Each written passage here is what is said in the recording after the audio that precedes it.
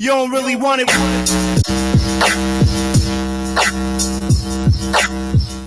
Yeah.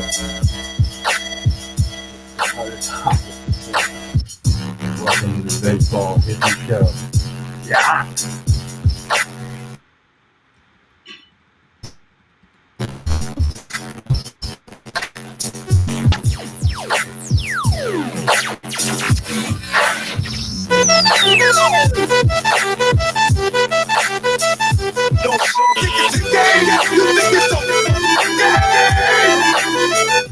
Yo, Brammer, what's up? Baseball Hippy Show.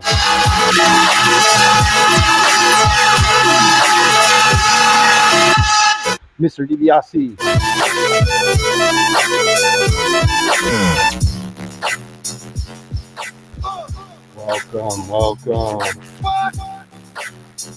Welcome. It's a new type of baseball hippie show.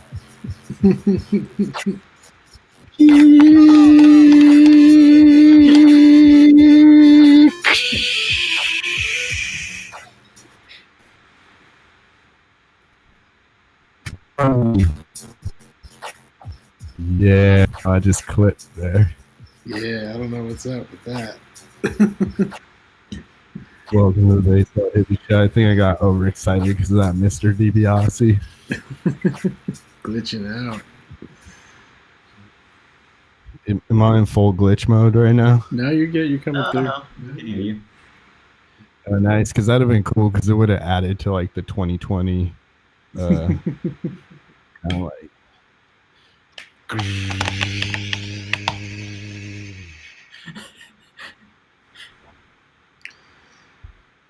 6 feet, please.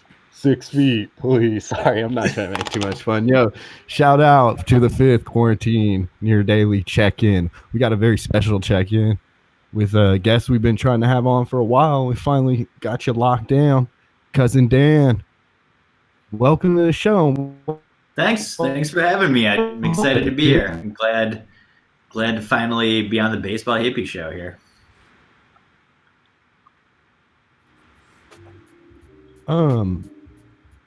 Cousin Dan is our favorite cousin, and we're going to talk about a lot of things today, but we're going to go through some John Oliver, get into some psychedelics, and then go into one of our new segments that we've been trying to plan for a while called Ask People Stuff About Baseball that don't know a lot about baseball.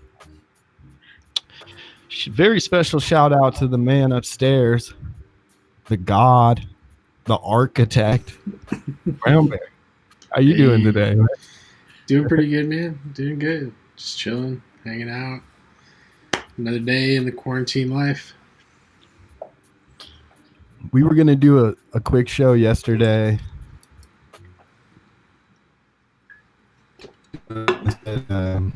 Hey, man, sorry I passed out the time in the quarantine, my friend.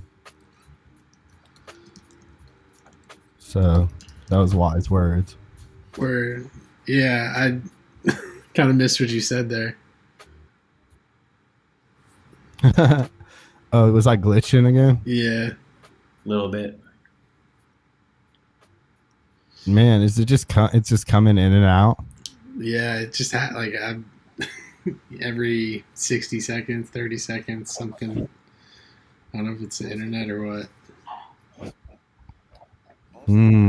That's not good at all. Are Tam and Mike, are they streaming all the videos? Maybe.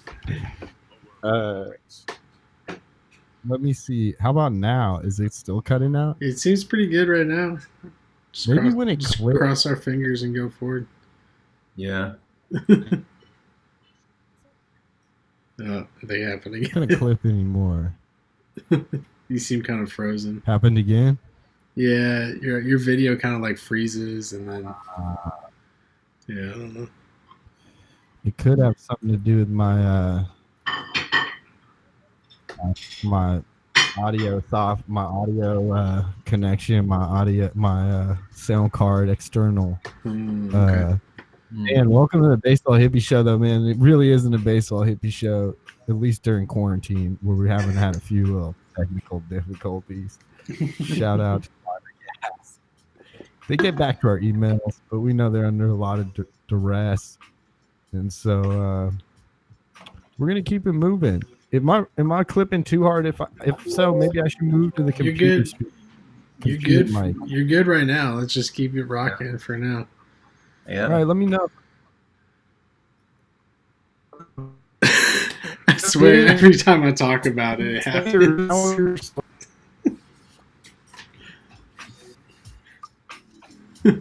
I swear, Really? every time we talk about it, it happens. Yeah. All right, let's try to act like it's not there. We missed your question, dog. Dan, can you hear me? Yes. Yes. How was your Satyrs this year? Satyrs was good. There were a lot of Satyrs. I did 3. And that was like at least 1 too many. I like to do more than none, but 3 was too many. And I drank like a bottle of wine at least at each one. So I'm not a super big drinker, as you know. So it leaves me a little bit wrecked going through the rest of the week. But I like to do Passover. I think Passover is a good holiday because it talks about. I mean, I don't know if everybody knows about Passover or not, but it's a Jewish holiday that goes over when the Jews left Egypt with Moses, that whole Exodus story, and you do a dinner. It's sort of like Thanksgiving, but there's kind of like a ritual component, and you tell the story, and then you have a big dinner, and you just make sure that you don't eat anything with like leavened bread, like no bread or like beer. There's a lot of red wine as part of like the ritual. And I like it. You hide stuff for the kids. Oh yeah, and there's like an Easter egg hunt thing where you like it's like not fun like Easter eggs. It's like you break one of the pieces of matzah, the flat bread, and hide it for the kids, and then the kids get to ransom it back. Which, whenever I like tell that, I'm like, Jesus, that's kind of stereotypic. But it is what it is. I ain't apologizing. But I think it's good. I like it because, like as an American, I don't think we have a lot of things that like commemorate slavery in this country that don't like sort of like say like, hey, we had slaves. That was a bad thing.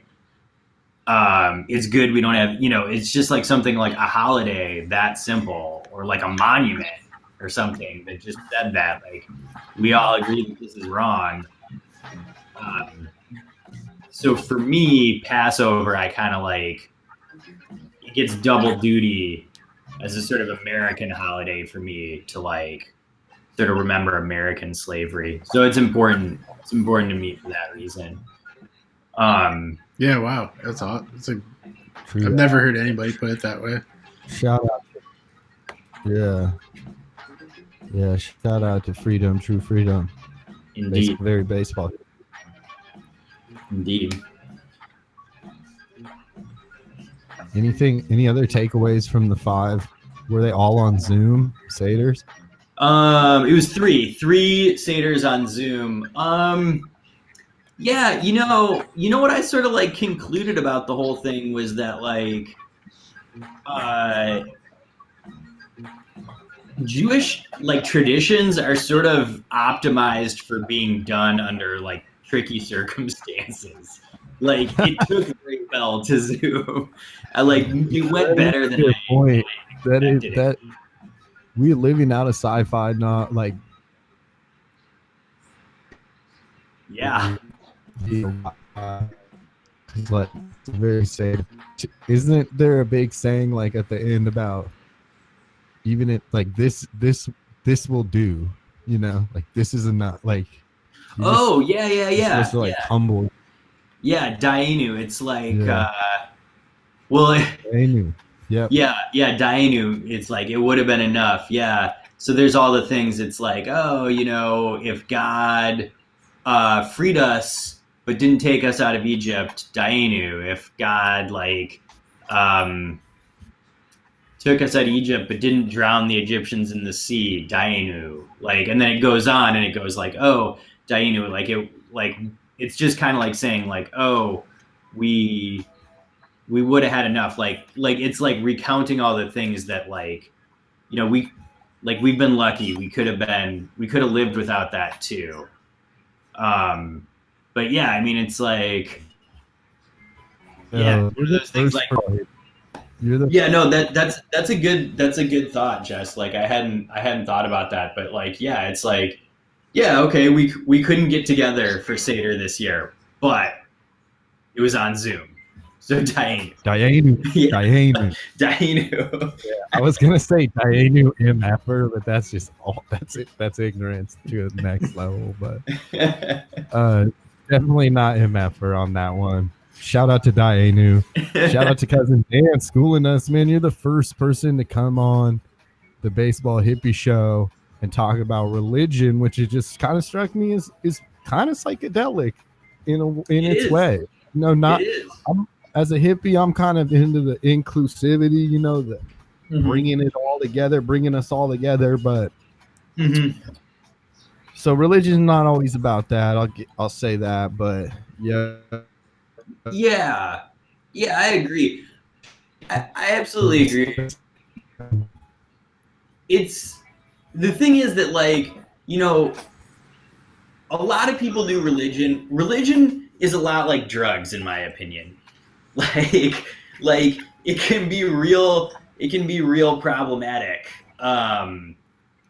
if you let it sort of get away with you. But if you most do it too people, late into the night, yeah. yeah, yeah, exactly. But most people can handle a little bit of drugs, and most people can handle a little bit of religion.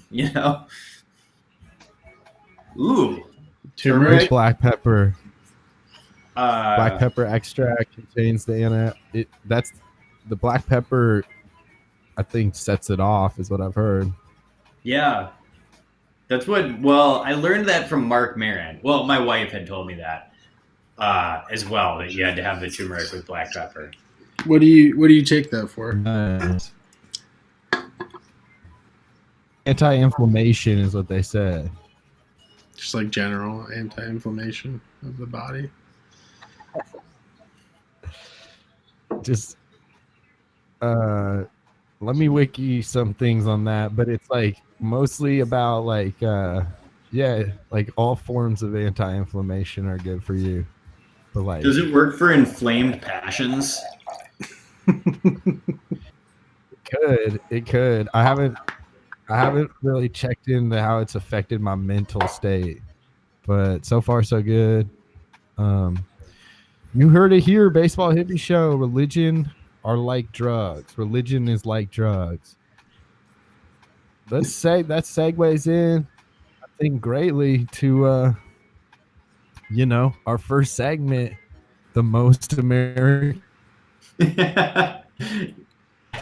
team.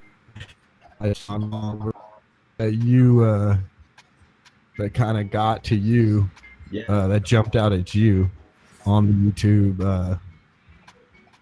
You know, me and Brown Bear have stepped into the blogosphere. We are YouTubers. Hmm. Everyone out there, if you see us, click the subscribe button. You know where to reach us on the ancient email scope, but we still take emails. The baseball hippie show at gmail.com, or hit us on the request line. We always have people hitting on the live chat. So we're reachable. If you have a question for cousin Dan, I'm here. give us a shout. Try to So dispense Dan, Passover wisdom. Do you want to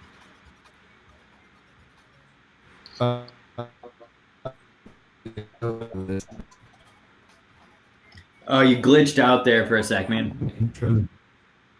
yeah, Do you want to intro the video for the listeners? Oh yeah. Okay, so this is a little clip of John Oliver making fun of America, um, and with the most American thing that has ever happened. And I thought of the baseball hippie show, Sans Baseball, when I heard this. When I heard this little bit here. Reference to that joke, congratulations. You live in a happier head than I do. Do not Google it. You took care of your legacy.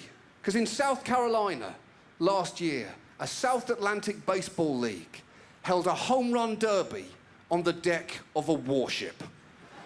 They hit baseballs into the ocean from the deck of an active aircraft carrier.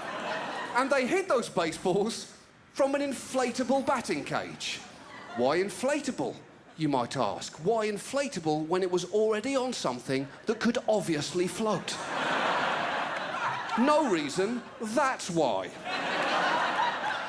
What happened to the baseballs, I wonder? They probably sank, didn't they? Yeah, they probably sank or drifted out to sea. Sure, that probably happened if you have no faith or belief in your country anymore. Or were those baseballs caught by volunteers on jet skis? Or did that happen? Let's just recap everything we learned together.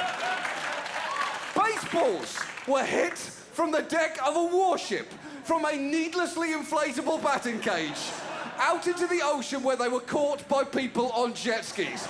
That is not just the most American thing that's ever happened. Those should be the new words to your national anthem. Oh, say, can you see the home run I just hit from the deck of this ship, which is filled with explosives from an inflatable cage out into the sea. My ball, it did fly past a bunch of jet skis. Oh, say, is this the most American thing that has ever happened in the land of the free and the home of jet skis?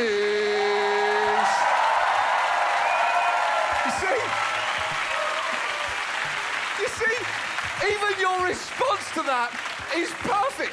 You know I'm making fun of you. You know I'm mocking you. All right. Yeah. So why that? That's hilarious. So why that kind of occurred to me as a good thing for the baseball hippie show with no baseball is, it hits a few points. It's got baseball in it in the sense of the home run derby aspect. It's trippy AF. Hitting baseballs off of an aircraft carrier with jet skis, catching them. And also, it hits denuclearization because the aircraft carrier is, a principal piece of the American, nuclear arsenal. It's how we get our planes to places where they can drop nuclear bombs, right? And that is what they should be used for, rather than nuclear war. We should use them as things to hit baseballs off of. It's like that old joke, I wish, I dream of a world where schools have all the money they need and the Air Force has to have a bake sale to buy a bomber. I dream of a world where we use aircraft carriers to hit baseballs off of while people chase them with jet skis. It's not a bad dream, dude. Not a bad dream. Thank you. I hate to be an indignant taxpayer here too, but I feel like anybody who puts in a tax form should get They hit the ball 2 minutes if they want. Oh, sorry. I you glitched out a little bit there. Yeah. Like I'm just saying, like I think not to be too much of an indignant taxpayer, but if you put in a tax form, I feel like you should get at least 15 minutes on that if you want. Yeah. Hit some BP, which I'll write down because that's definitely one of the questions they're gonna ask you. Dan, thanks for sharing that. And you were actually Pleasure. you've been segueing well. Like even though we've got a little glitch, a little bit of techie difficulties. Man, I still don't have a nickname for technical diff. I call them technical diffs. But yeah, denuclearization is a huge part of the show. Again, this is the Baseball Hippie Show, a show about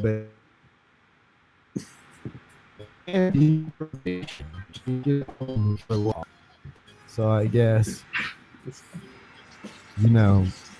for every glitch, every word you don't hear from me, you hear a thousand other words that tell you that what are aircraft carriers? Just ask yourself that question. Start there, and come join us when you get to the why, my friend. What they are Anyways, is tools to kill people. Why to kill people? damn, it's a function within a function, my friend. Yeah. That goes out to all my math people out there. Dan, you're a big math person. You want to talk about that for a sec? I am. I'm a mathematician. That's my job. I am a cryptographer specifically, and that is, it's like computer security. But the thing is that the internet works by it's just a series of computers. It's amazing that it works this way, but it's this network of computers, and your messages all these packets, sounds, images that we're doing right now are going from our computers, cascading around, being handed off by intermediary computers, and getting out to everywhere. But you need to. The problem is that anybody could just sort of put a computer in the network and just log everything that's coming by and just record it and then look for things like credit cards or sensitive data or whatever. And so cryptography is it's the mathematical science of rambling our communications in a way that they can be sort of recovered by people that you want to hear what you have to say, and is impenetrable to the people who don't who you can sort of set up a trust relationship with. So it's how all e-commerce works on the internet, and it uses a lot of mathematics. I've been working from home, working on a research paper here for math, so I just handily have some scribblings. I look like John Nash over here with just tons and tons of Wow. a legal pad of a bunch of calculations. But yeah, so any other, I don't know, I hope that explained it okay. Yeah, I think so. Follow up on that. I do. On minutes, we're gonna put you into the batter's box. All We'll right. give you a softball question, All right. a hardball question, and then a curveball question. All right. All right. And I don't know the curveball yet, but I just thought of the soft and hard. Okay. I thought of the soft and hard, Dan. All right. Cousin all right. Dan, thanks for being on the show. This is the Baseball Hippie Show, a show about technical difficulties, psychedelia, denuclearization, and me, Jesse, the baseball hippie. I'd say 25% of the show has to be about me. Anyways, I think the podcasting world has gotten to my ego, Bram Bear. Has got it? yeah, 50 to 100 views on almost every they don't even promote that much, man. That No. last episode with John playing Red Hot Chili Peppers song. Shout out John. Shout out the Red Hot Chili Peppers. It did numbers. It did serious numbers. Yeah. John's part of the band The Daisies. You can check out their new album. They rock. They're sick, as the kids say. Cousin Dan, thank you so much for being on the show. We've always wanted to have you, and now you're a rotating cast member. How do you feel about that? I didn't realize I was a rotating cast member now. I'm excited. I'm glad I got the position. I wasn't sure that the budget was going to come through, so I'm glad to hear We that. had our people reach out to your people, and I gotta say, Dan, you've already dropped some quality gems, jewels. Oh, You jostled. Yeah. Thank you. I try. Yeah. So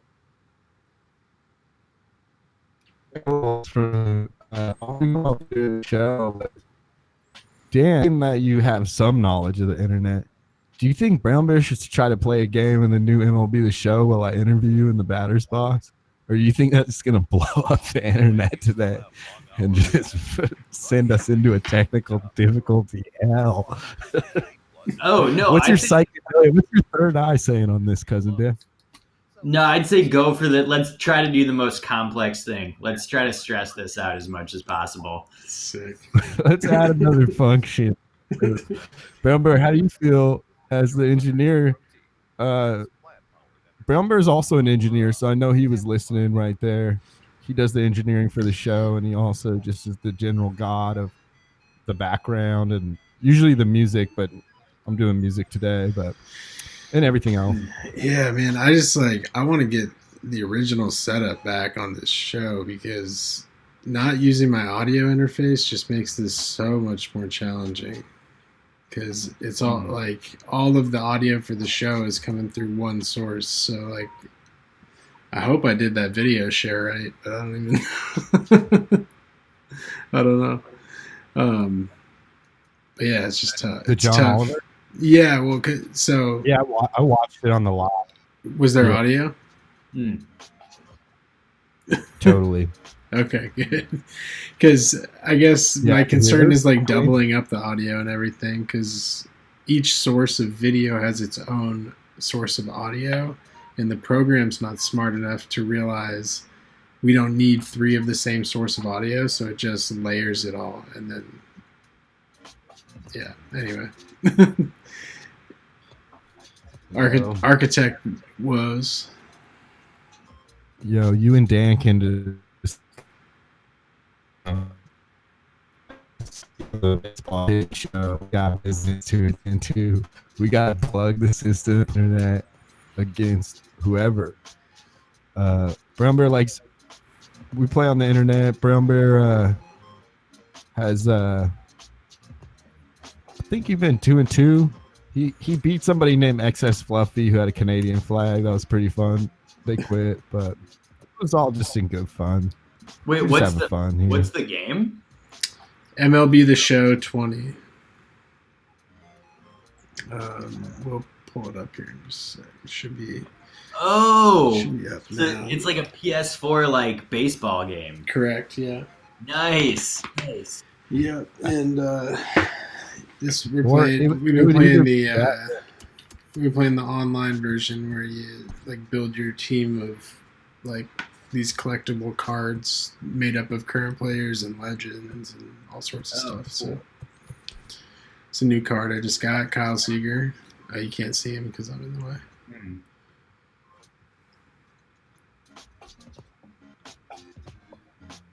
Oh, you just got Kyle Seager. Shout out Kyle Seager. Shout out the Seattle Mariners. Also, shout out my friend Carver, who's going to be on an upcoming show. If you were watching Carver, shout out. He's flipped me and Jacob Jingleheimer flipped me to a SB Nation YouTube video about the history of the Seattle Mariners. Bramber, you got to check this out. Oh, it's called don't do arson or whatever. Yeah, it's called the Nerd Guide to the Mariners or something, man. It's Yeah, I right up think your alley. the first part I watched the first part. It's called like this is not a it's not an endorsement of arson or something like that. Yeah. But yeah, To me, the most about the series is the only exception through a citywide raffle on different, I don't know what you call it. Is a raffle? No, it's just different names, right? um, And somebody won. I'm gonna look up his name right now. oh, the dude Man from who like named the mayor Renton or Kent or whatever. Like, wasn't he from somewhere like that? Roger Schmotis named the Mariners in the summer of 1976, and you're the winning prize for getting the name that they eventually name you was season tickets. So they went to go find a Roger Schmotis, and he was nowhere to be found. They never found him. Still this day, even the biographer of the documentary didn't know where Roger Schmotis was. Frankly, is a rare. I don't mean to connect too many dots here, but here we sit, 50 plus years away. Maybe there's a line. Maybe there's a correlation between Roger Schmotis and the Baseball Hippie Show. What do you guys think? I mean, it's clearly a fake name, right? Like Schmo, like Roger Schmo. That's what I was seems thinking. When I pretty first fake. heard it, I thought to myself, it's too good of a name. It's too real of a name. Yeah. It's like your neighbor, Roger Schmotis. Everybody likes Roger Schmotis. But no, there's no one named Roger Schmotis. It's a CIA operative. Everybody knows that. Anyways, we got people jumping out of windows. They might ban our show. We're still going to keep it moving. Brown Bear, who you playing? Do we have the gamer tag so we can give a shout out? It's not up there yet. I'll tell you. I think we'll see it in a moment. Oops. It'll be right up. Super Posy vibes. Where are they from? Okay. ECR is their abbreviation. Lunder Achiever. Lunder Achiever. Blunder Achiever. Big shout out to Blunder Achievers. Here on the Baseball Hippie Show, a show about baseball, psychedelia, and denuclearization, and any other four-letter words that we could think of that have to do with tripping out. Dan, Yeah. are you ready? Cousin Dan. Yes. Our favorite cousin. Are you ready to enter the batter's box? Yes. Yes, I am. Well, we are happy to have you on the batter's box, taking time out of your very busy quarantine schedule, which it weirdly time for things feel like you have all over the world. Yeah, but and then fun that I'm not time for yeah. Time, man. Time's gonna have to do with your curveball. I still haven't thought of it, but we're getting closer. Okay. So here's your softball question, Dan. And I think we're still close to what you said, but earlier in the show we quoted Dan. One of the first nuggets you dropped about 2 minutes into the show, I believe, is religion. Dan. And if the answer is yes, then is math a drug? Oh, sorry. You cut out for some of the question. That's fine. I'll repeat myself. Sorry about the technical difficulties today. I'm glitching out, everybody. But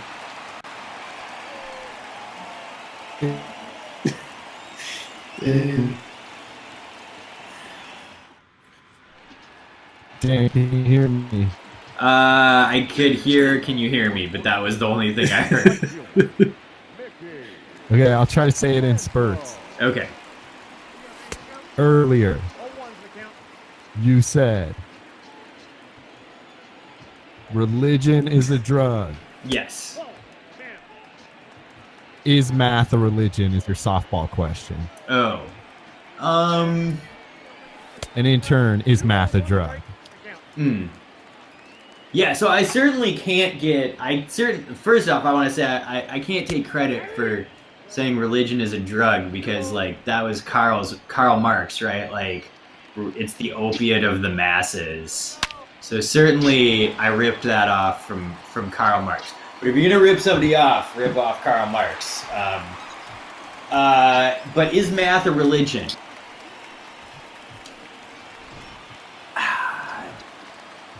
Not okay. Remember, just hit a home run. Oh, nice. I was looking off into space, but That was the communist blast, or a Marxist. Sorry, a Marxist. Communism blast. power, the Communist Manifesto.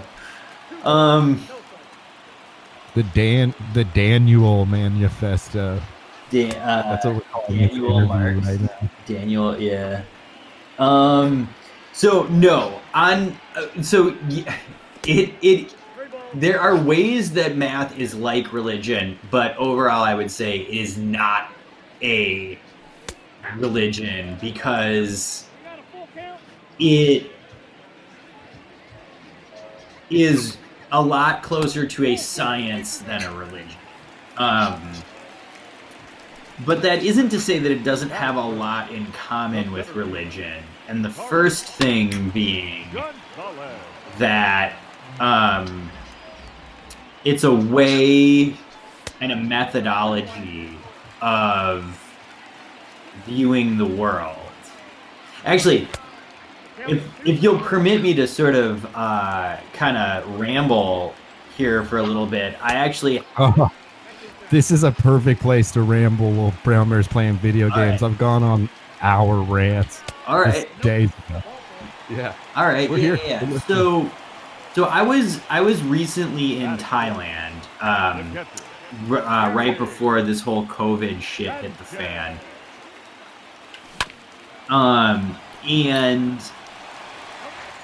So we were there for a wedding, but also we dipped over to Cambodia to check out Angkor Wat, and I also had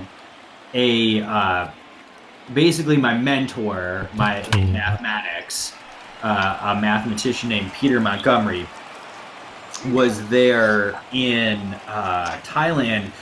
He was on medical retirement there, and I went and saw him. And then he was living with some family. His brother had married a Thai woman, so he was over there living with them, and he could get much better, much more compassionate sort of care at a more reasonable cost than our sort of messed up American system here, where not treated well at all. And I went and saw him, and then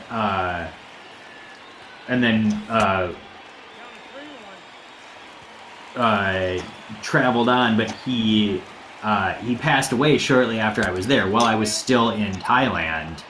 So we extended our trip so that I could attend his funeral and cremation. So they had him cremated in a Buddhist ceremony because that's what they do in Thailand. It's really hard to do anything else. And now I know he did not care much about religion. I mean, I knew him relatively well, and he did not care much for religion at all.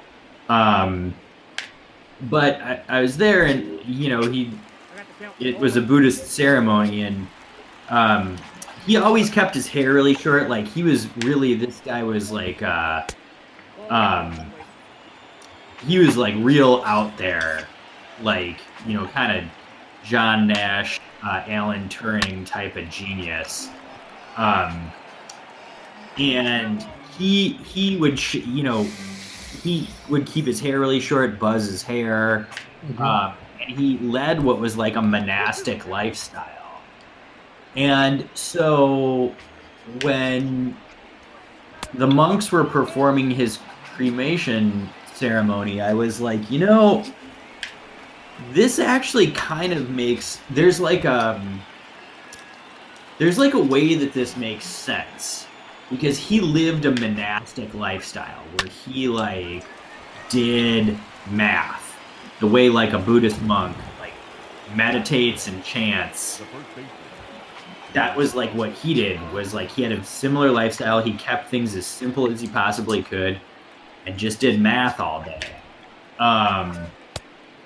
And so there was this way that I saw like a similarity between this like really hardcore mathematician and the Buddhist monks, which is, you know, which speaks to the similarity of the sort of devotion that people can give to mathematics. It's similar to what a religious person could do. And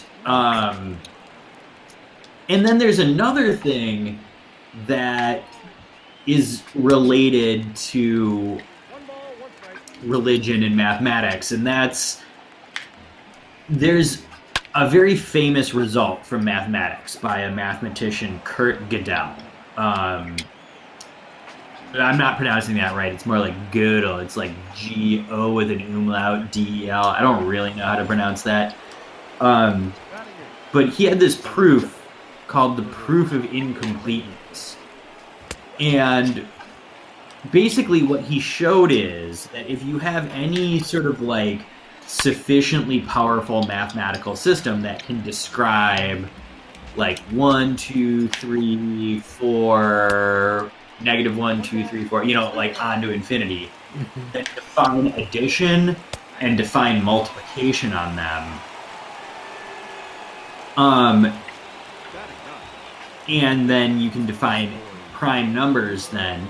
If you can do that mathematical system, there are formulas that you can write down that will always be true. You can think of it as like an equation that you can write that will always be true, but there's no proof for it. You could never write a proof that equation is true.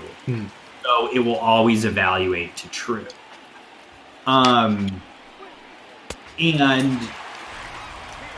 technically what that kind of means is that like it showed that there was a limit to what you can use mathematics for, like this like proof, like proving theorems and applying theorems. There was like a limit to how much you could say in this system. But one of the things, and this is a controversial thing, like a lot of mathematicians argue with me when I say this, but I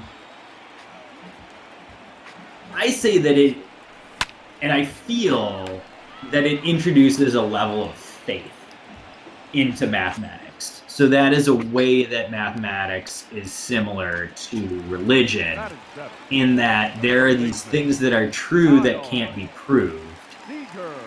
So, I don't take that to be any sort of like proof of religion or anything, but just a metaphor or parallel between mathematics and religion.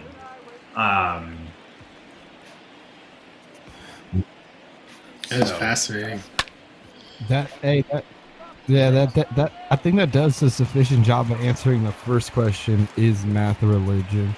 Now, your answer seems to be on the no side, actually, which is kind of interesting. You really broke down why, and shout out your mentor and RIP. And thanks. Cousin Dan, if you were to equate your dealings with math, yes. Do you want me to answer if it's a drug? Because that's where I was going with this. If you and we're only on the softball, so tell us what kind of drug or what drug. Yeah. So there's an interesting history of connections between drugs and mathematics, but I right off the bat I will say that I do feel that mathematics has drug-like effects on me sometimes. like I've been working on this sort of research project while in quarantine here, and just the level of like concentration that I can get into, like, you know, like time will just disappear, and then I'll just like, it'll be like 2-3 in the morning, I'll have a headache and just be like, oh, what what the fuck, like, so it definitely produces a drug like response in me, and one that I have to like say, like, you know, no, like I'm not like I'm not gonna do this. Like I have to set like limits on myself while I'm doing it, otherwise I'll kind of lose it. I was gonna say an anecdote about mathematics and drugs. There was this really famous mathematician named Paul Erdős. He was this Hungarian Jewish dude, and he was very famous for he would just travel around from like university to university, different math departments, and like work on math problems, really hard math problems with like the top mathematicians, and they would solve them. And he wrote all these papers and solved all these mathematical problems. What was the time period on this? Like when? He was active in like the 60s through the 80s. Okay, so fairly modern. Yeah, modern times. Like I think he was put in a camp in the Holocaust. Like, okay. And then he got out and did math, or it was his parents who were in a camp. I don't remember, but like there was some sort of connection with like being a Jewish refugee. Okay. Europe. I don't know all the specifics of that, but he traveled around. So there's this thing in mathematics called an Erdős number, which is sort of like the Bacon number. Like if you played like 6 Degrees of Kevin Bacon. Okay. Yeah. Yeah. So Paul Erdős is like the Kevin Bacon of math, and you're in a sort of like ranking of where you are as a mathematician is like what your Erdős number is. Like Erdős's Erdős number was 0. If you wrote a paper with Erdős, you have an Erdős number of 1, and if you wrote a paper with someone who wrote a paper with you, you would have an Erdős number of 2. So I have an Erdős number 2, which is a like that's as good as anyone my age could do, because I was just a kid when he died. Your ears need. RockAuto.com has the parts your car needs. Name brand parts delivered right to your door. Oh, sorry, that was an advertisement on my Pandora. No, that's all good. Okay, so anyway, so Paul Erdős and drugs. Okay, so Paul Erdős was known for taking a lot of speed, and somebody asked him, like another mathematician was like, hey, you should not take speed. Yo, You should definitely go without not speed. shout out to Rock Auto. And he agreed to not take speed for a month.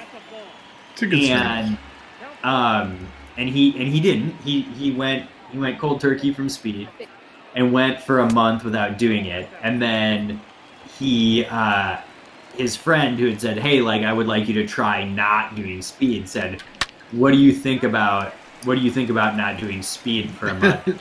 How did that feel? Yeah. He said, sir, you have set back mathematics by 1 month. By 1 month. Yeah. Just completely unproductive. He just needs his math to be able to do math. Yeah. That's good. So, I also have... No. Oh, it's there. So I also have attention deficit disorder. I don't take amphetamines to treat attention deficit disorder, but it is interesting. When I was younger, my attention deficit disorder definitely was like a strength, because I could hold a lot in my head at one point in time, and then like my attention would flip between all the things and I would find connections that way. But as I got older, it was too hard to concentrate. But I take medication for now. I don't take the stimulant medication that I don't particularly care for the speedy type things, and it just makes me feel really high. Yeah. High. Even very small doses. Really? Okay. Yeah, so I can't 5-hour energy. yeah, exactly. I'm just be like, I'll be out like picking rocks out of the dirt outside, like, Jeez. Real quick. Yeah. The stars in the sky tonight. Last game, Brown Bear did the rare thing, and I hate to bring it up. He went into the 15th inning. Damn. Unfortunately, he lost. But it was a great game, and it was, there was mistos, it was magical, it was trippy. Now he's playing Emerald City, and it's a close game, and hopefully he's going to tie it up fourth. And it's dusk. Who are you playing in right now? It's like Lunder Jackson, Lunder Achiever. Wonder Achiever, shout Wonder out. Achiever. Wonder Achiever. He's got the Dan, Corey. you brought. This Corey Kluber card is fucking beast. Oh, is he pitching Klubot? Yeah, and it's like I'm pretty sure he's got like the nice version of Kluber too, which is, I've heard people call it the best card in the game. I don't know. You probably paid for it. So, anyways, Brownberry, you got this. You just need a run on the board. Dan, I'm going to list down a little list of shout-outs on your first question, which you aced, the softball question. Thank you. Can we talk here? So, what's the number again? Who's this famous mathematician? Because we're going to use this on the show. Oh, Paul Erdos, the Erdos number. Paul Erdos. Yep. To Paul Erdos and the Erdos number. Shout out to Erdos 2. You met someone in the Erdos inner circle. Erdos Deuce. And shout out to all of the people 9 degrees from the Erdos. And shout out to Speed, because it's been a big part of baseball. When you talk about mathematician, when you talk about monastic ways of life, I have to drift into a very I'm monastically inclined to say that baseball is an activity that's very zone-ish. You must get into a rhythm, routine, and you must dedicate your entire life to it, i.e. Derek Jeter.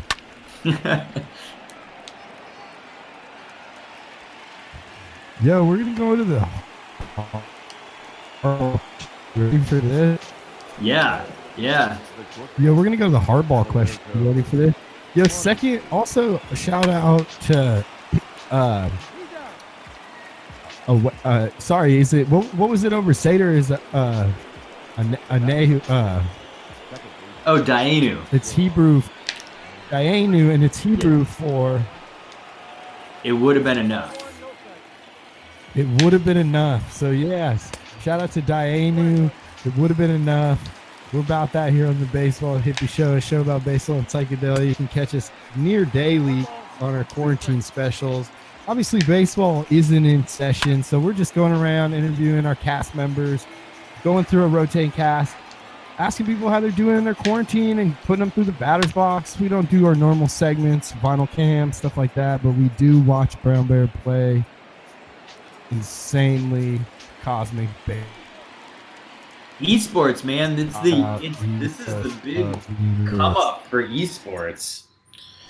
Yeah, We're jumping on the wave. it's crazy how We're much money surfing kids it. make on video games. Yeah. Did you see the Chance the Rapper SNL skit about esports? I feel like I No. must have seen it, but I'm not. Can't bring it to mind at the moment. It's just like Chance the Rapper is like plays like a basketball correspondent who gets sent to like Oh yeah. tournament. And he just shows up and he was like, I didn't know this was a thing. It's hilarious. Yeah, shout out to Electronic Sports. Shout out to Brown Bear representing Baseball Hippy here on the internet. Who do you got pitching, Brown Bear? Justin Dunn, Mariners prospect. It's like a prospect card that I got. That's ungrown. Oh man, that was. You got two Mariners in the last couple. Can you buy packs of cards for this? You can, yeah. I don't usually. Like this game's pretty cool, and it gives you like different programs and like collections to work to unlock certain packs. But then you can also just like buy packs until you get the cards, or you can just straight up buy the cards on the market. There's like a competitive market that it's actually. I mean it's pretty. I find it interesting to like observe the economy of the video game. Like when What's the most? it's usually Mike Trout. I would assume it's Mike Trout. We can look after this. It's probably Mike Trout or some sort of like. I mean, we could figure that out. Like we could break it down. No, but so anyway, the point I was trying to make is when they first announced that they were postponing baseball.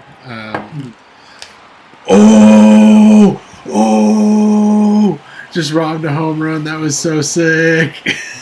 Sorry. Yo, shout out. Who was that? Carlos Gonzalez. We're talking. You're answering a question and robbing a home. Yeah, That was slick. that was pretty sick. All right, so anyway, Yeah.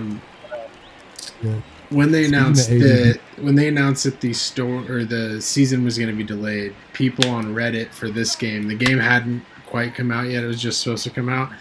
Started getting real upset because the live series players, so players who are on like active teams who are, playing currently in the league, their stats in the game change daily based on their performance, and so it affects like the live economy of the game essentially. And so people were really upset that the it's a big part of the economy of the game was going to be missing. So just interesting. Interesting. Yeah, that's super interesting. So crazy.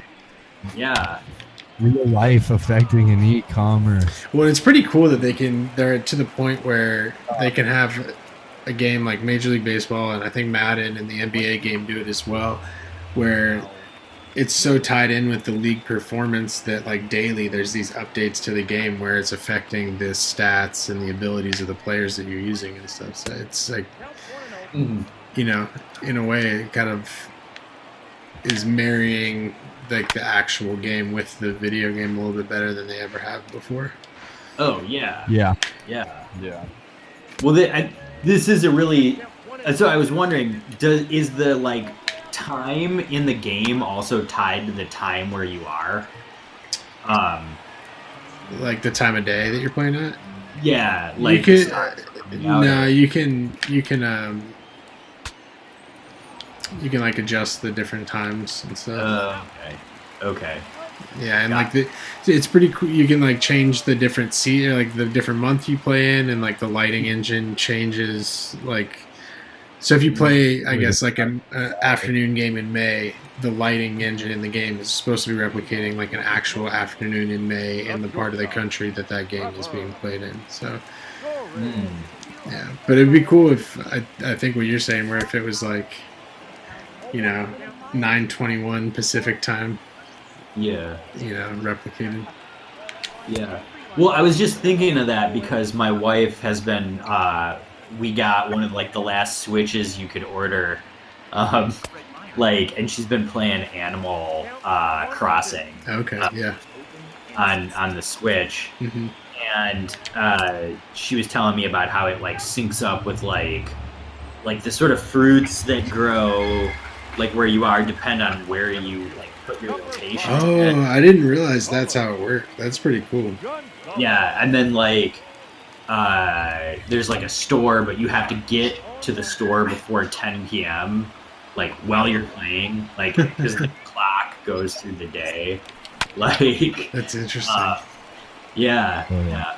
So I was sort of curious while you were playing, and Jess said something about the stars coming out. I was like, oh, I wonder if that's a similar sort of thing. But it sounds like that's not the case. But what is the case is a far more sophisticated level of interaction with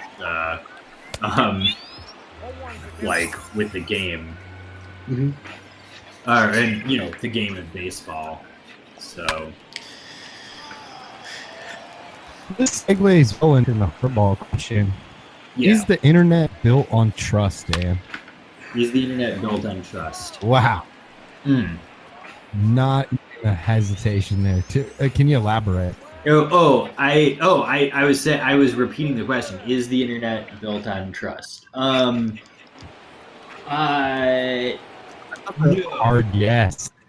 No, it is not built on trust. It's built on cooperation and distrust. And sounds a lot like the game of Risk. Yes. Yeah, that's actually a really good metaphor.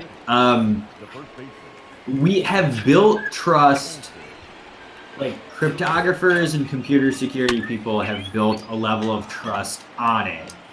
But the underlying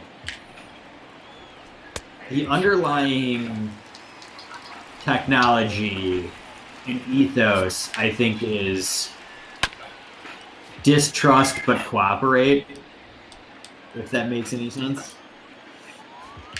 So, if it were built on trust, my job wouldn't exist. Let me put it that way.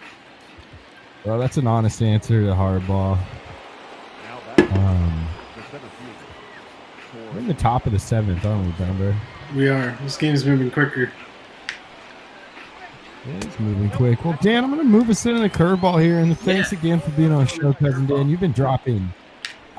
Bumber, I don't know about you, man, but I feel like I hate to do our other guests like this, but you've been by and large our most informative guest.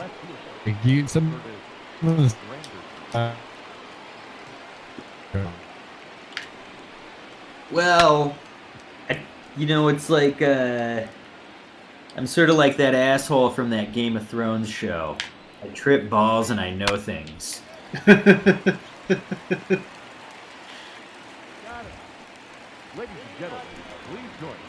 Jess, you were a little frozen up there for a sec. Yeah. Did you guys hear that last part? No. School's out. We got Cousin Dan on the show. I feel like we're getting an education. Oh, you can drop there you it. go. thank you. I was going to say, by and large, you're our most informative guest. Not to throw the other guests under the bus, but man, I feel like I've learned a lot so far. Thanks. So thanks for being on the show. Hopefully not in like a pretentious, douchey way. I try not to be either of those things. No, I thought it was great. Good. No, man, you're talking psychedelia. We like to meld it all.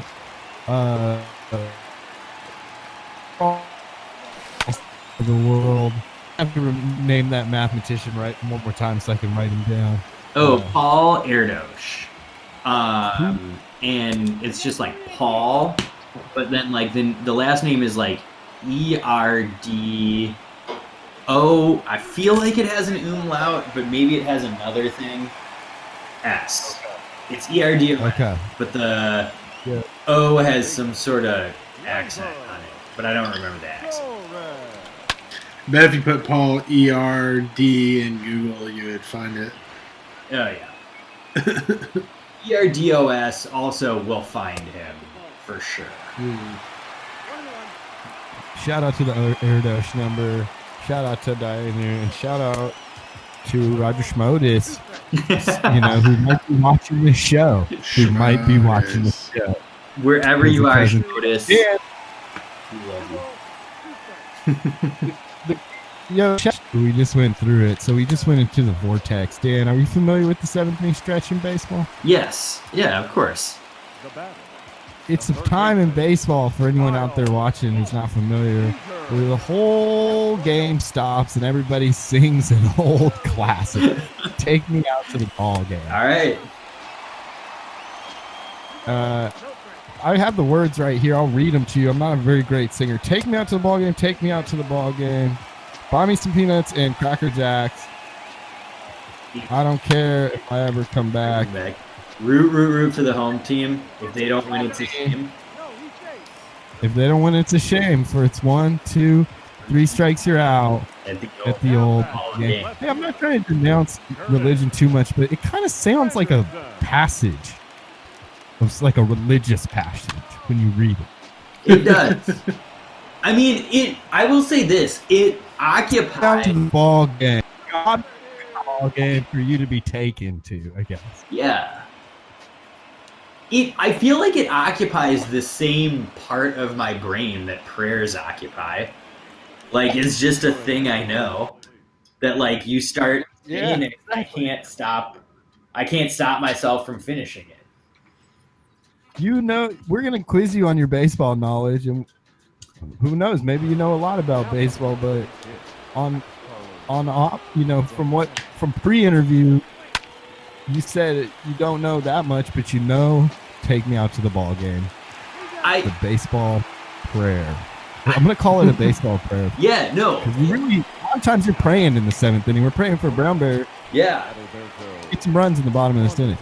For PDX having a comeback, this very few times I will root for Portland against Seattle. I mean, the only other option would be basketball. Shout out to the PD Bear. Yo, Dan, you ready for the curveball as we get towards the end of this game? Hit me with the curveball. I was going to go more existential. We've talked a lot of psychedelia tonight. We talked about math. We're going to talk a little bit about psychedelics, but not too much because we're going to have you back on the show to talk more in depth about that. Okay. If that's okay. Dude, I'd love to. The curveball is all about keeping you off your stance. You saw my stuff. You've seen the hard stuff. You've seen the soft stuff. So now I want to give you the weird stuff. And I thought I was going to give you another just weird one. Mm-hmm. I really, really want to give you on the curveball is, what have you been eating consistently on your quarantine? Ooh, dang. Well, I got to give a shout out to my wife's most common thing that comes during quarantine. Yeah. Shout out. Sarah, you watching? Shout out. She's in the other room. I don't know if she has headphones. I can't really see her on the. Shout out to Samara. Shout out to Animal Crossing. Oh yeah, she's off camera waving here. Hey, Samara. So shout out to Samira. She's been cooking some really excellent food.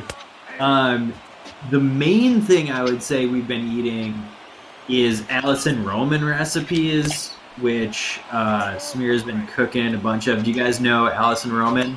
No. She's like popular on Instagram. Has she's a New York Times food editor, maybe. Okay. Just right. I don't know. She had a Passover menu, which Samira cooked pretty much everything off of except the short ribs, because that would just be too much meat for her alone. I eat fish, but not like meat. Mm-hmm. So that would have just been too much. I think too much meat that she didn't. You didn't eat the shank. What do they call it? The shank bone. No. Shank bone. No, I scavenged some chicken bones off something that Samira had cooked for herself and used that on the Seder plate. Man, if I had thought about it, I would have saved the Seder plate to have on the Baseball Hippie show, but I had drank too much wine and cleaned it all up instead. Rad. Your nickname on the show can be Shankbone if you I'll want. take it. I will take Cousin it. Dan, Shank. Shankbone. So See, yeah. So nickname when you give it to a person. What was that? So what's the number one thing you guys have been eating then?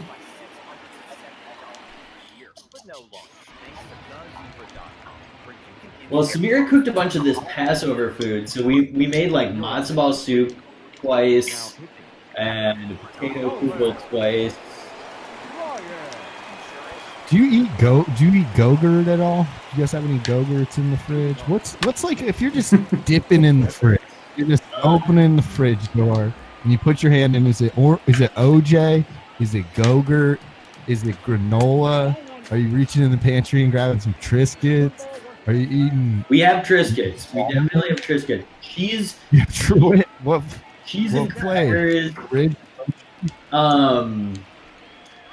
What? Okay, we don't have Go-Gurt. We've had a conversation of this. We have full fat Australian Aussie yogurt. That's a thing. It's a thing we have. Oh, I have heard wonders of the Aussie yogurt. In fact, I went on a trip to Canada a couple months ago and had some amazing Canadian yogurt. So shout out to that. Dude, you know who's got dope yogurt is Iceland. Skyr, they call it. Skyr. Skyr. Skirt. Wow. Yeah. Wow, shout out to Skyr. Real good around there. I like that. Have you guys ever heard of this thing like have you guys heard about Icelandic Christmas? No. Tell Okay. me. No. Learn me. So I'm a Jew face killer here, so I don't want to like disparage Christmas too much. But like American Christmas is just so capitalist. Mm-hmm. It's just about like buy. It's like when I hear like right-wing people talk about like the war on Christmas, I'm like, what are you coming at me for acting like I ruined your Christmas? I didn't do anything to Christmas that you didn't do by turning your own most important holiday into Las Vegas. Like, you know, it's not my fault. You took your religion and made it devoid of religion and instead crammed it with consumerism. Like, that's not, I didn't do that. Yeah. And the reason why I feel that way is because Jewish holidays are bummers. I mean, they're just, it's like, oh, remember that time we almost died? Yeah. Well, remember that time our entire people were treated really poorly? Yeah. For our entire history? Yeah. Exactly. They kind of feel like sort of like big, and you know, all over. Yeah.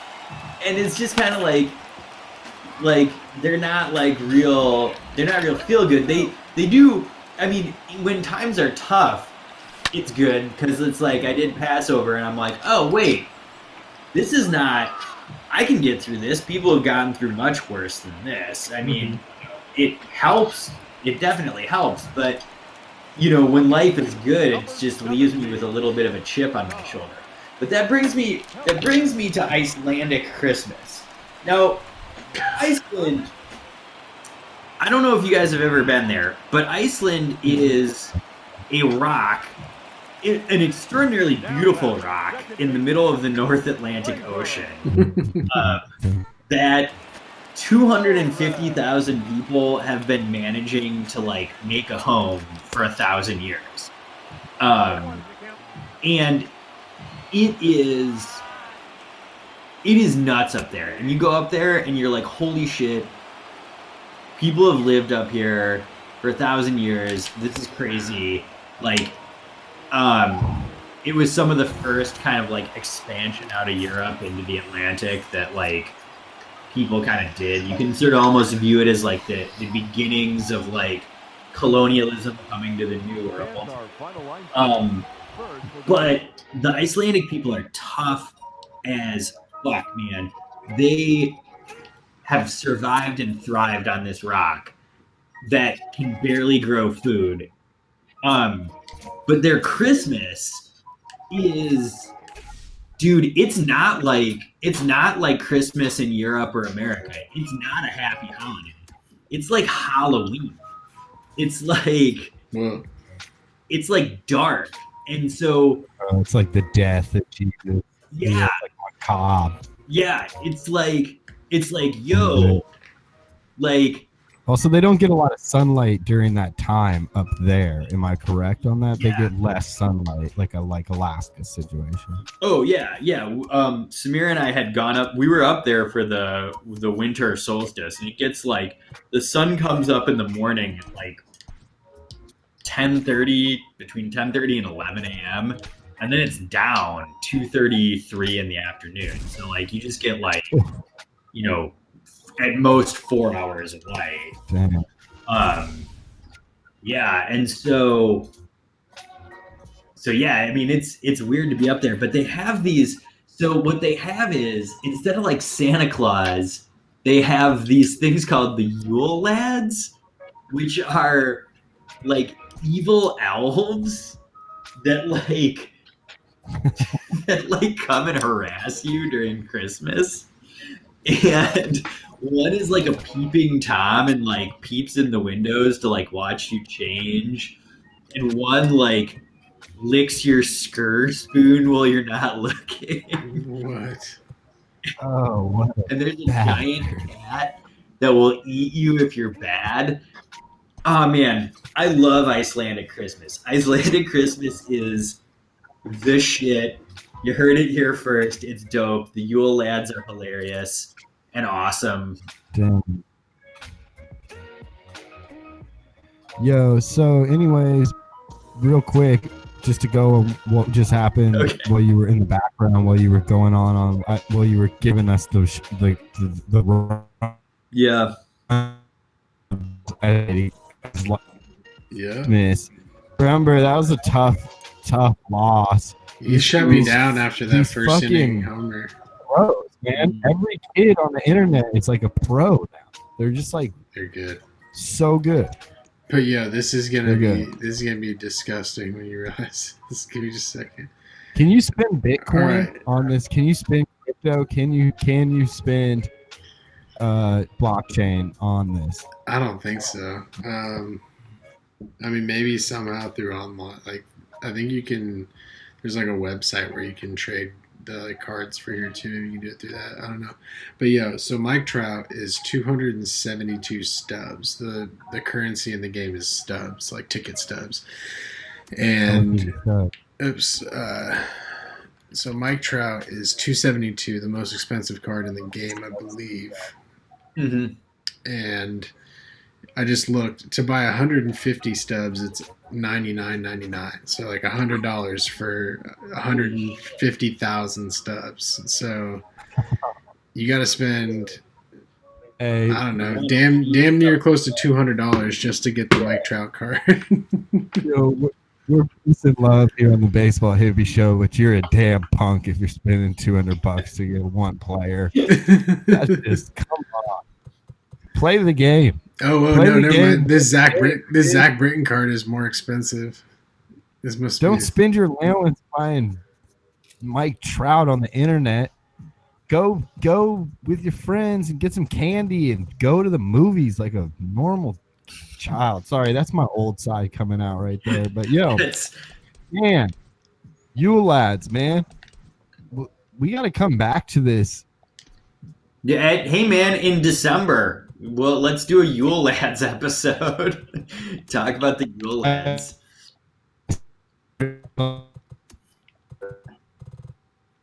You lads.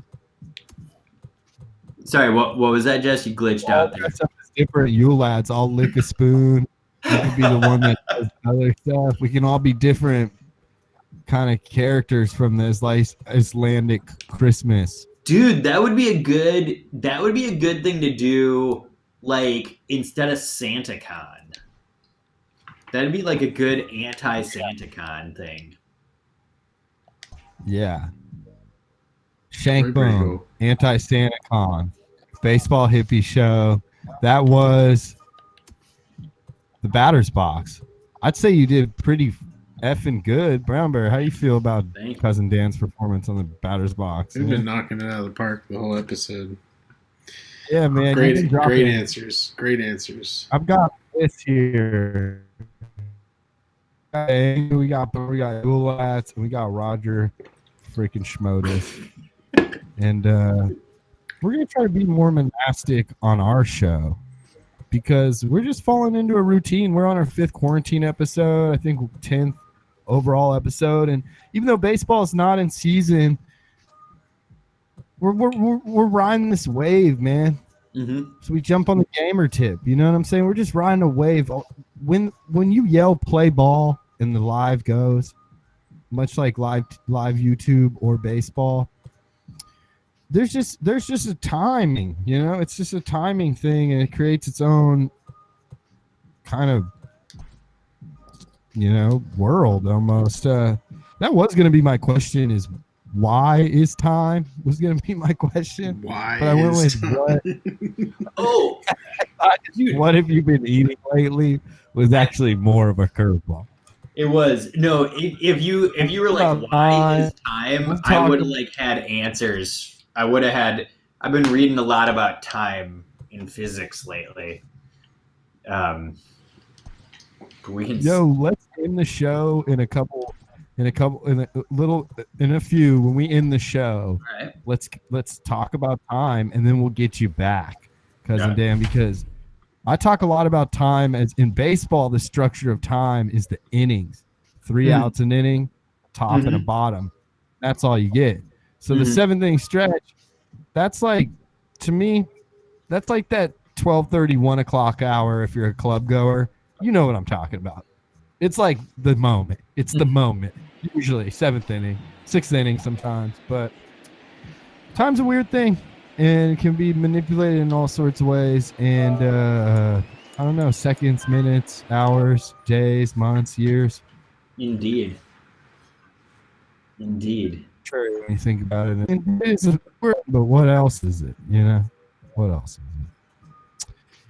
Dan, I got one other segment we're gonna run you through, and this is the first time we've ever run this segment. Bramber, are you ready for this? What you thinking, man?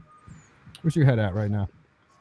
Yeah, I'm ready. I'm ready to go. I'm just I'm fixing the screen here. I'm getting the video game out of here. Making us bigger real quick. Bramber, I need you on standby to check his answers, but this is going to be a quick round. Oh, Dan. Have you been playing Fallout 76, by the way, Brown Bear? Or is that just like advertised to you? That must just be. Oh no, that's a friend of mine who played that. Ah, okay. Yeah, Okay. no, I've never been too big into the Fallout games. Ooh. Oh man, I'm a big Fallout guy. Although I haven't played Fallout 76 because I am pretty sure that I can't play MMORPGs without becoming massively addicted. Mm-hmm. Mm-hmm. So I just have not allowed myself to play that. I got addicted to the Las Vegas one, and then I took the wrong storyline, and it just like froze on me. Oh, Yeah, I don't know. It's hard to get into those. I don't know, to invest the amount of time to play those games right. oh yeah, Yeah. Especially at the end, you want to get the right answer, so you get all the money, yeah. all the power. It's like a book. It's like reading a book, but if you fuck up, you don't get to read the end of the book, which kind of sucks. Mm-hmm. Yeah. Wow. Shout out to Book. It doesn't matter anymore. Anyways, we got cousin Dan, first time on the show. Dan, we're gonna put you through a segment we invented a couple shows ago, and we've been just really happy to try to run, called asking people. Well, we don't have a name for it yet, but it's gonna be something like asking people about baseball that don't know a lot about baseball. It's a quick round. We ask you a baseball term. You give us a 1 or 2 sentence answer, and I run down a list. We see how many you get at the end. Okay. You ready for this, Dan? Yeah, I just want to say I think that I would do okay at questions about like playing baseball, like watching a baseball game, because I like to watch baseball games. I just can't follow teams. I don't have the patience for it, I guess. So I feel like I will do bad if you ask me questions about like, yo, what's this team doing this season, or who are these players? But like, I might do okay at like just answering questions about baseball, the game of baseball. So that's my prediction. That's my prediction. I want to see how. Okay. Okay. He's cocky, everybody. He's very cocky. We'll be the judge of that. Indeed. Here on asking people quickly about baseball when they don't know a damn thing about baseball with cousin Dan. Brown Bear's the judge. Brown Bear, you're the judge. Ready for this? Yeah, all right, here we go. Quick round. Dan, you sound confident. I like that. Okay. It's better to be confident. All right. I mean, if I was Airdosh 2, if I was Airdosh 2 times 2, Airdosh 2 Airdosh, I'd be confident too. I don't know if riding my math experience here is going to help me. The odds are in favor with it. But I'll try. That doesn't get you into the. You can't cut the line at Canlis. You can't just. I'm Airdosh too. I'm gonna need front row tickets. Cut the line to pick up food at Airdosh at Canlis. It's cool. I'm Airdosh too. Hey, it's a giant line at Dick's at 2 a.m. Hi, I'm Airdosh number 2. Now it's just like throwing around your math credentials, like. Yeah. Real quick. What do you know about baseball? That's the name of the segment. What do you know about baseball? Okay. I like it. All right, quickly. What is BP? BP. Batting percentage? Base percentage. Swing. Nah, you were closer Wait, at the first one. Remember, at the end, we'll go over the answers. Okay. At the end, we'll go over the answers. Let's just remember it. All right, BP. Swing away. Is that a question? Swing away. Yeah, what does swing away mean? I'm just gonna say a thing and you gotta answer. Sorry, I didn't go over the rules very well. Swing away is when you're just swinging at any of the pitches because it like you don't have runners on base that you're trying to get in, and it's either early enough in an inning that it doesn't matter, or yeah. All over that pitch. Okay, next. Next, all over that pitch. All over that pitch is when a batter correctly identifies which pitch was coming in and adjusts and hits it really well.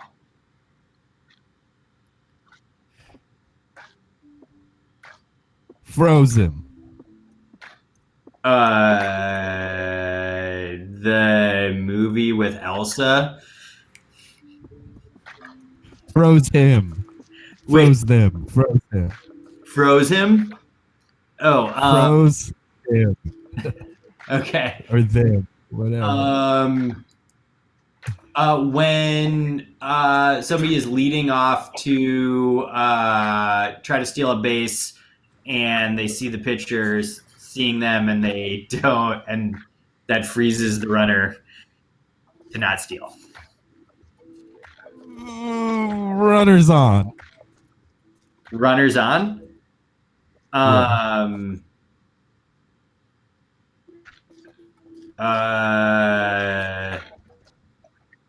When a runner is on base. I don't know. I don't know. Get your hack. Sorry, Get your well, hacks in. Get your hacks in. get your hacks in.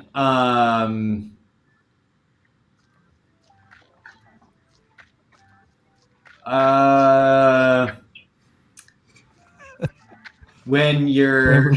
Can you put up that whack it sign? Got it. get your hacks in. Cousin Dan. I don't know. Striking out. Pancake hands. Pancake hands when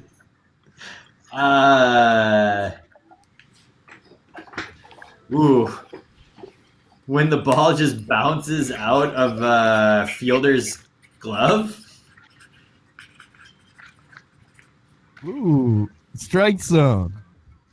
Or actually, excuse me, line drive is the second. Line drive is a hit that goes fairly close to the first or third base line and can be caught by the baseman. And the last question for what do you know about baseball? Cousin Dan, our first participant ever. What is the strike zone? Where the ball has to go to be considered a strike. And if I recall correctly, it's like roughly like the knees of the batter to the shoulders. Or, I mean, I think they shrunk it, right? Like to make baseball go faster for TV. But it's just the area the ball has to be in to be considered a strike, vertically and horizontally. Dan, thank you so much. No problem. For being on. I did not do as well as I thought What I would. do you know about baseball? I think you did pretty good. All right. So, I think you right here, and we can argue these answers. But I got you marked down at a good 6 out of 10, which is 60%. Are you surprised by that? Well, I mean, batting 600 would be considered ridiculously good, right? So yeah, you'd be one of the best players ever. Yeah. Well, the best player ever if you had like well, yeah. Oh wow. So I'll take it. I'll take it.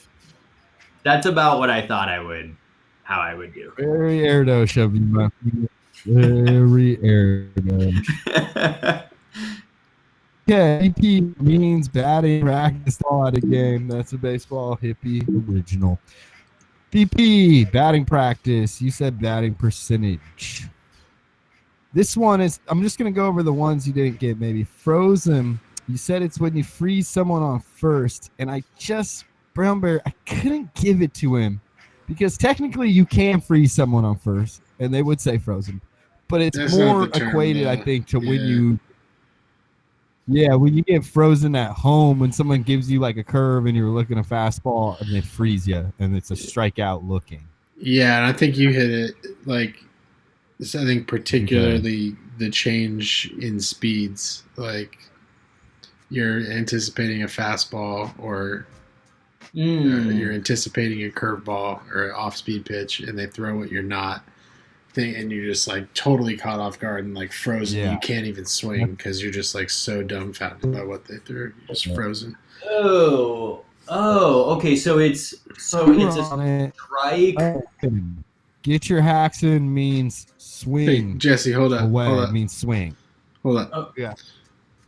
Okay, yeah. So I have a question about frozen. Okay, so it's where the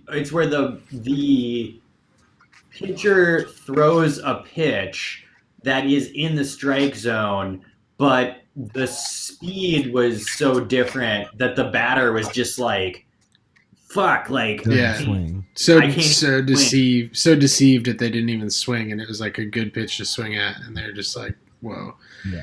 Okay. A lot of times you get frozen on your hands. Somebody throws an inside pitch. You're inside fastball is a lot of times where you get can get frozen, but a changeup definitely can freeze you too. Mm-hmm. All sorts of pitches can freeze you. Okay. Cool. Jackson, swing more. You got to swing to get your hacks in means swing so that you can kind of get a base on the game. Ball. Oh man, you're dying. Am I just glitching out? super glitching. man. Super glitching.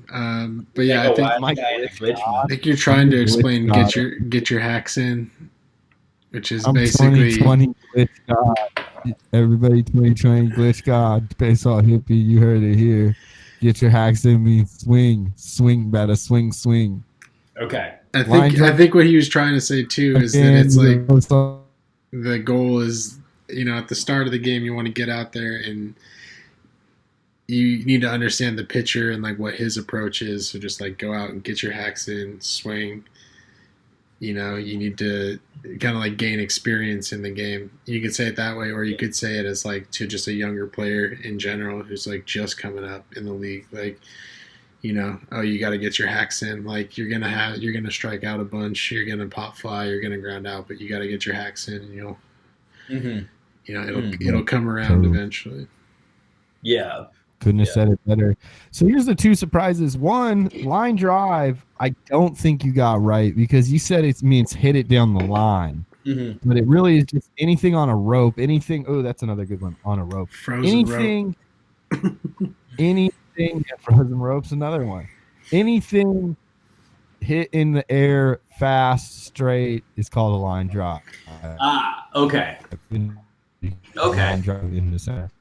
You did get pancake hands right. Pancake hands, yes, it means fumbling a ball in your glove, not getting your glove down to the ground is what Dude, I've never heard pancake hands. I thought you made that up to throw them off.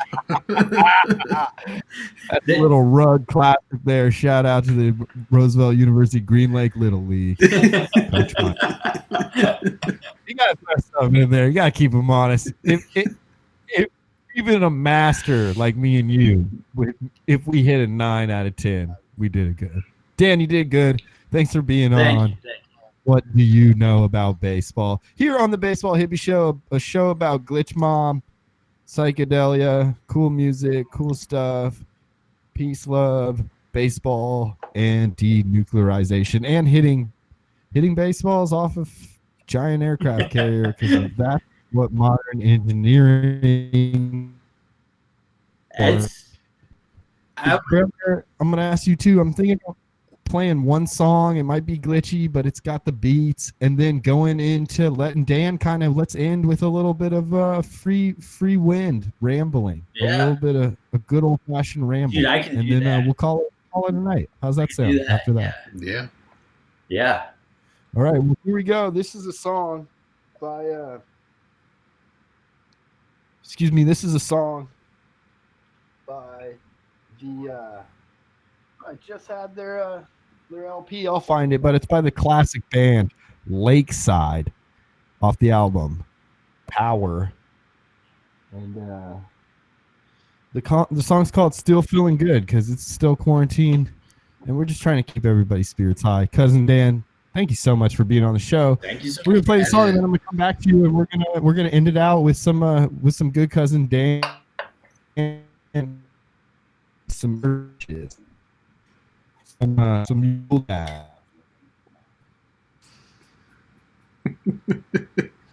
Sounds good. There we go.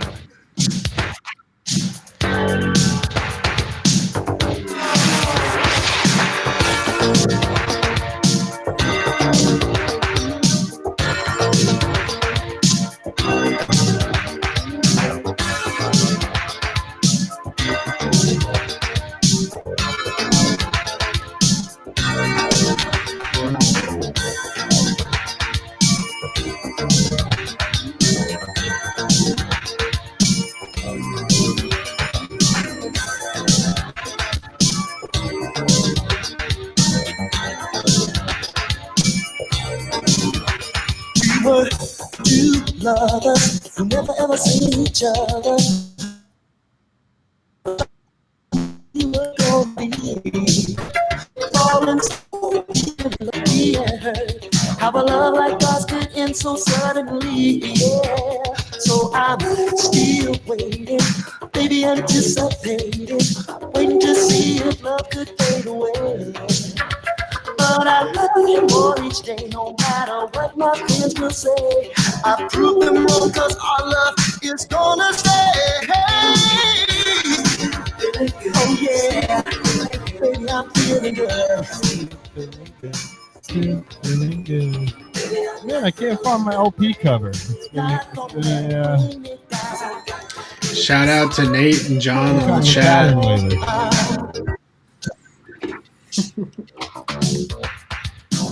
Yo, shout out Nate and John. We are much older. I thought it would all be over.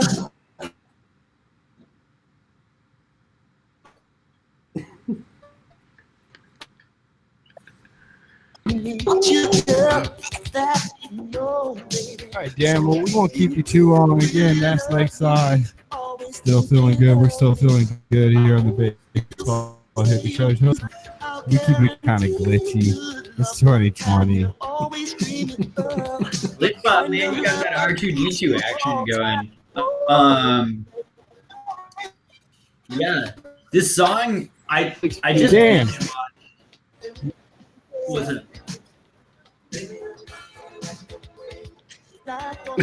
Were you saying something, Jess? Binge watch what? Excuse me. Or wait, should I just keep rambling out here? One more time. Sorry. Oh, Yeah, no. What do you? Yeah. I was just saying, I just binge watched American Horror Story 1984, that season. That show is just a total guilty pleasure of mine. I like, it's total trash, but I just love watching it. Because I kind of like horror movies and stuff. But I don't know, for whatever reason, that song was really bringing me back. It had an 80s vibe in it. Yeah, there's something there's literally like a Prince melody in there, but that song came out in 1987, the year I was born. Oh, snap. Shout out late Nathan Van. Snap. I wish I had that LP cover, man. It's a great one. But yo, cousin Dan, we're gonna have you take it away here at the end of the show. And again, thanks a lot, man. You've dropped a ton of knowledge for our listeners. Now we have we'll have a little research. We brought two new terms of the show, Dianu and the Erdos number. So we'll bring that into our lexicon here on the Baseball Hippie Show. Yeah, we did one talk psychedelics. We were gonna talk about time, but we're also gonna have you back. Don't feel like you have to take the conversation anywhere. I just feel like in the spirit of the show, you touched on to the rambling, which actually kind of leads to sometimes some clarity, sometimes just a jumbled mess of words and nothing more. I mean, listen. But it always leads somewhere. So tell us where. Yeah, the president, who sucks, sort of goes without saying, has really lowered the bar on fucking word salad.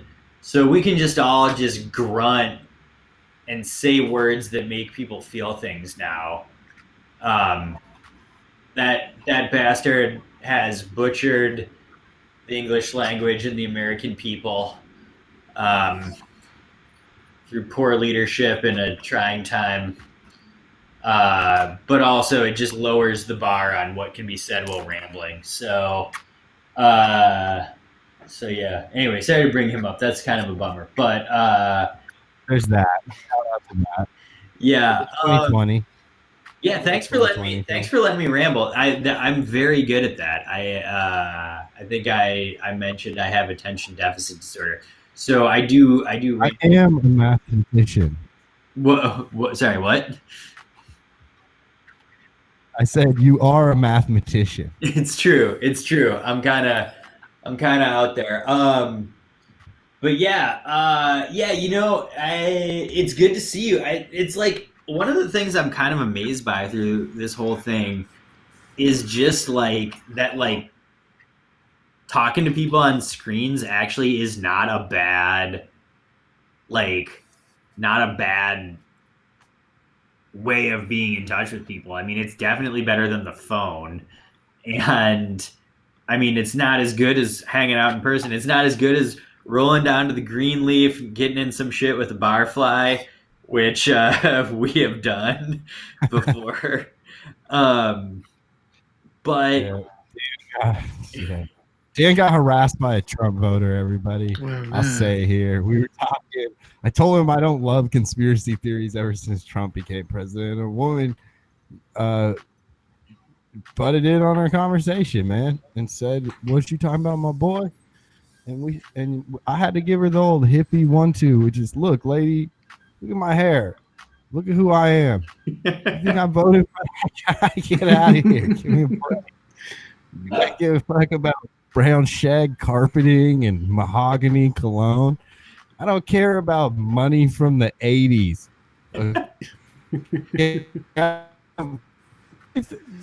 Give me some side effects. Brand. I would take our brand over the Trump brand any day, even though we have technical difficulties sometimes. so do they, His man. whole life is the technical difficulty. Yeah. Yeah. Well put, Brown Bear. Yeah, that Well can't put. be your last words.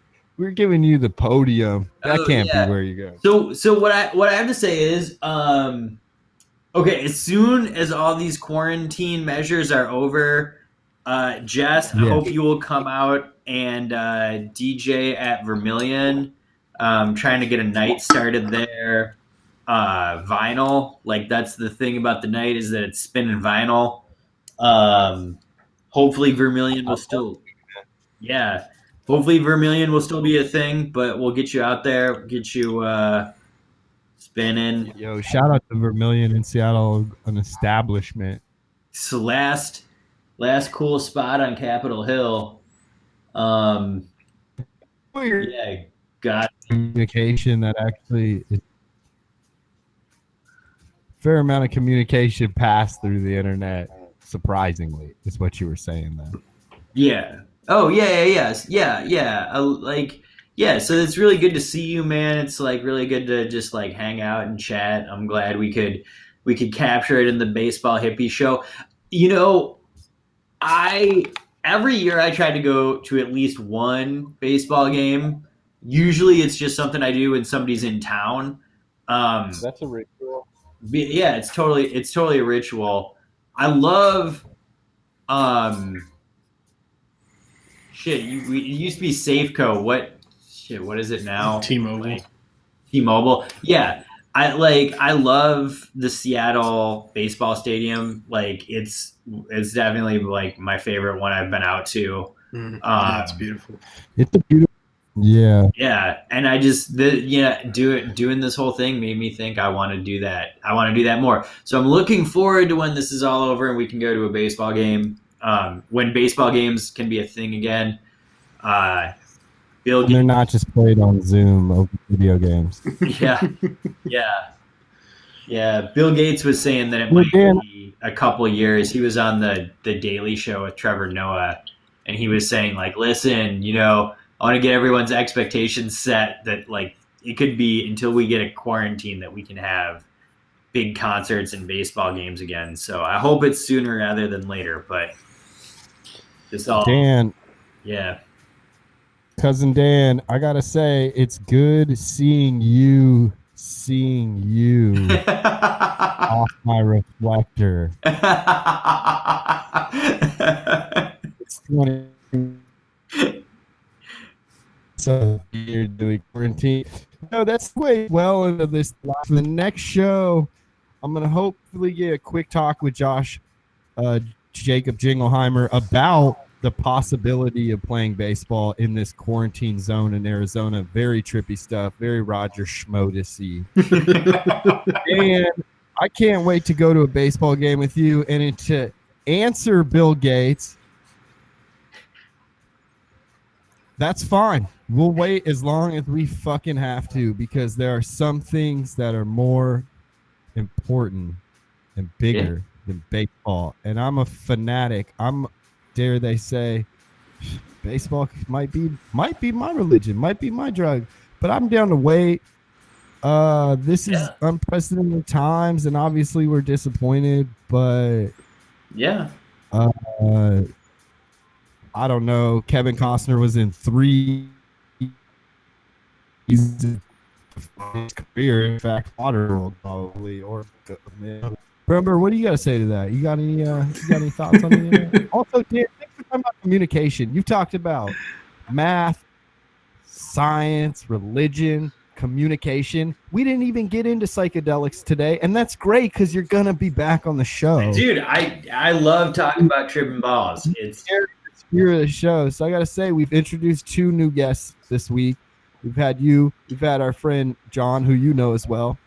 And you guys have just done great, man. You especially, I really appreciate everything you've said today. Oh, thank you. Brumber, is there anything you want to add real quick before we get into like our last couple minutes?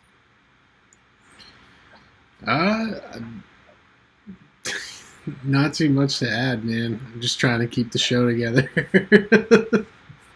We need to get some technical difficulties ironed out before we do the next one, for sure. Yeah. Our technical difficulties, as I call them. Well, shout out to all the glitch gods out there. We're glitched Roger out. Schmotis Sweat beads running down our face. Network. Goddamn, Roger Schmotis got on the network. Yeah, it's definitely like an X-Files. Who is Roger Schmotis, everybody? We'll have Carver on the show later this week talking about Roger Schmotis, Josh Jacob, Jingleheimer Schmidt, and then I've talked to Patty, and hopefully she'll be back too. So, Dan, we're going to have you back. Ooh. This is the baseball show about psychedelia, show about baseball, show about Paul Erdos, show about Schmotis. Schmotis. You gotta find a player. You gotta find a player who who can be like baseball's Erdos. Like who you can connect different players to. Okay. That's something to think about. Wait, say it one more time. You kind of glitched on me. Oh, sorry. You got to find a player who played in a bunch of different teams or played for a long time, who everybody's fairly close to in baseball, like that they played on a team with, or they played on a team with somebody who played on a team. Yeah. Oh man, there are some journeymen. That's a great. I was thinking we have this award show we're going to start at the end of the year if they play this year or any year. Maybe we'll give out a Schmotis award too. Narc award, biggest narc, and so we have to name one. And then we all and the Mr. Anderson award, the guy in the Matrix. Rod is a gnarly dude, and we'll get more into Rod back on future episodes. Dan, is there anything you want to add? Anything you guys want to say? Because I've got to say, as much as there was some text on my end here, I'm chip chopping up here like the friggin' glitch mode, man. It's kind of serendipitous, man. Oh, I feel like we're talking about pixels. We're talking about internet. We're talking about math. And Dan, I got to say, man, I can't wait to have you back on the Baseball Hippie Show to talk more. Dude, I'm looking forward to it. Yeah, it was great. Thanks for joining us, man. Dude, yeah, thanks for having me. Yeah, thanks for Dan, is there anything that video. Yeah, man. Thanks for showing us. I'm gonna play us. This is an old record I got back in my days in college called "Teach Me Culture" by Barrington. Ooh, Barrington Levy. We started talking about communication and just the modern world. Cousin Dan, our favorite cousin here on the Hippie Show. My favorite cousin back. Thanks for shout out to your shirt. Meandering. Dope t-shirt. Oh, thanks. This is my most baseball-y shirt I could get together on short notice. Yeah, I love that shirt. Thanks. Dan, you did well, man, on the baseball. Oh yeah, Baseball. The who knows and 4 to 6 was yeah. about as good as I could do. So I'm glad I got it. Dan, I'm gonna end it by saying you fucking rule. Teach me culture, Barrington thanks, Levy. Dude, yeah, no, right back at you, man. You rule too. Let's hear some Barrington here. Rocket. Shout out to Baseball Hippy Show, everybody. Quarantine episode. Thanks for rocking with And us. you can catch us every on YouTube. Thank you so much for having me. This was a blast. I had a great time. Dude, I'm looking up Barrington Levy. I know. They can't glitch me out, even if they try. Wicked Babylon with them evil plan, trying to telling us about the God above, telling us about foolishness sometimes. They need to take a look at For a little bit.